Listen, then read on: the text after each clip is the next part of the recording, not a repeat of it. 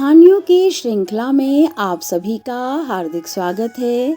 आज की हमारी कहानी है एक पेड़ दो मालिक। अकबर बादशाह दरबार लगा कर बैठे थे।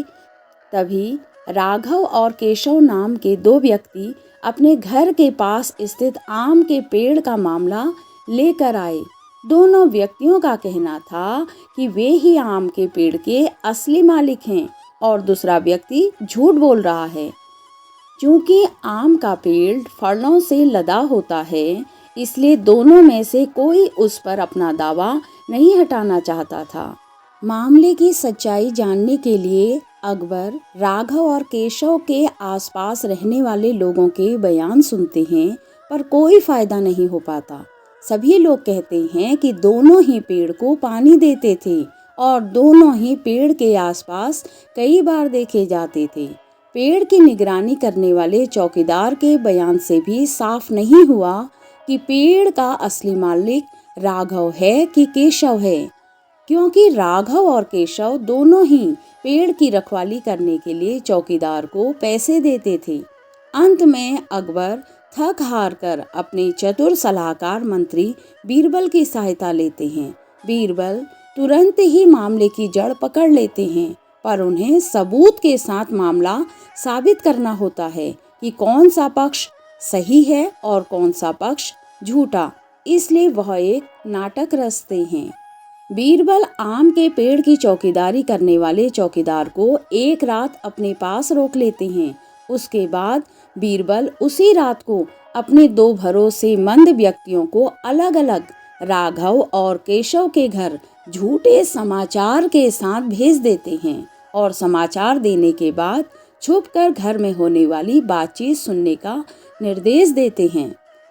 केशव के घर पहुंचा व्यक्ति बताता है कि आम के पेड़ के पास कुछ अज्ञात व्यक्ति पके हुए आम चुराने के फिराक में हैं। आप जाकर देख लीजिए। यह खबर देते वक्त केशव घर पर नहीं होता है, पर केशव के घर आते ही उसकी पत्नी यह खबर केशव को सुनाती है।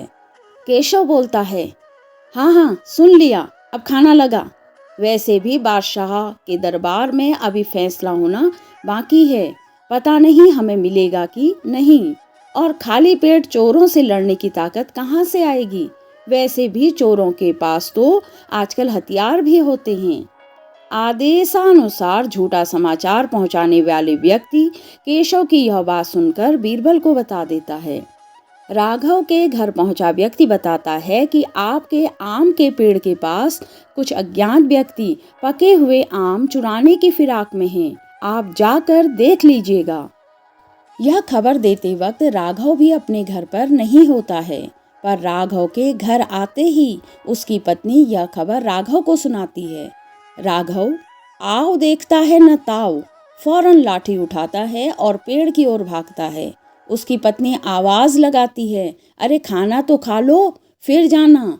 राघव जवाब देता है कि खाना भागा नहीं जाएगा, पर हमारे आम के पेड़ के आम चोरी हो गए तो वापस नहीं आएंगे।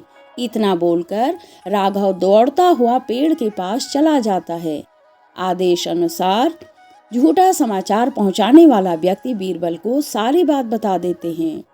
दूसरे दिन अकबर के दरबार में राघव और केशव को बुलाया जाता है और बीरबल रात को किए हुए परीक्षण का वृतांत बादशाह अकबर को सुना देते हैं, जिससे भेजे गए दोनों व्यक्ति गवाही देते हैं। अकबर राघव को आम के पेड़ का मालिक घोषित करते हैं और केशव को पेड़ पर झूठा दावा करने के लिए कड़ा दंड देते हैं और मामले को बुद्धिपूर्वक चतुराई से सुलझाने के लिए बीरबल की प्रशंसा करते हैं। सच ही तो है, जो व्यक्ति परिश्रम करके अपनी किसी वस्तु या संपत्ति का जतन करता है, उसे उसकी परवाह अधिक होती है। इस कहानी से हमें यह सीख मिलती है कि ठगी करने वाले व्यक्ति को अंत में दंडित होना पड़ता है, इसलिए कभी किसी को धोखा न दें। कहानी सुनने के लिए धन्यवाद।